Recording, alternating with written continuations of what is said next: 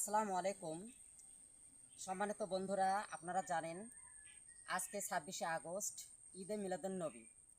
এই দিনে বিশ্বনন্দিত নবী আল্লাহ পাকের প্রিয় হাবিব আমাদের রাসূল হজরতে মুহাম্মদ মুস্তাফা সাল্লাল্লাহু আলাইহি সাল্লাম জন্মগ্রহণ করেছিলেন।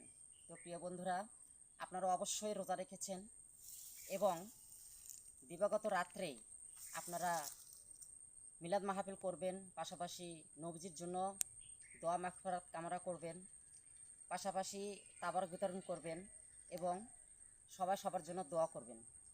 আজকের এই রাত্রিতে আপনারা বেশি বেশি করে নফল ইবাদত করবেন, ওজিফা পালন করবেন, ওজিফা আদায় করবেন এবং ইবাদত বন্দেগী দিয়ে আপনারা রাত্রিতে এই রজনীটা কাটিয়ে দিবেন।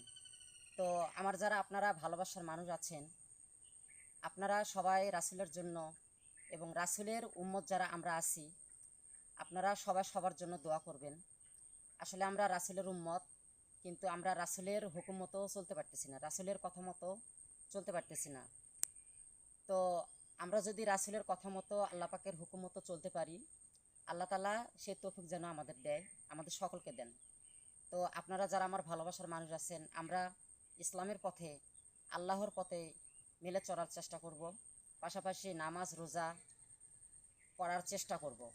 তো আল্লাহ তাআলা আমাদের হেদায়েত নসিব করুক, এই আশা ব্যক্ত করে আপনারা আপনারা আমার ভিডিওটিকে ফলো এবং প্রচুর পরিমাণে শেয়ার করে পাশে থাকবেন। আপনারা আমার ভালোবাসার মানুষ, আপনারা আমার জন্য দোয়া করবেন, আমিও আপনাদের জন্য দোয়া করব, আমরা সবাই সকলের জন্য দোয়া করব। তো ভালো থাকবেন, সুখে থাকবেন। আল্লাহ হাফেজ।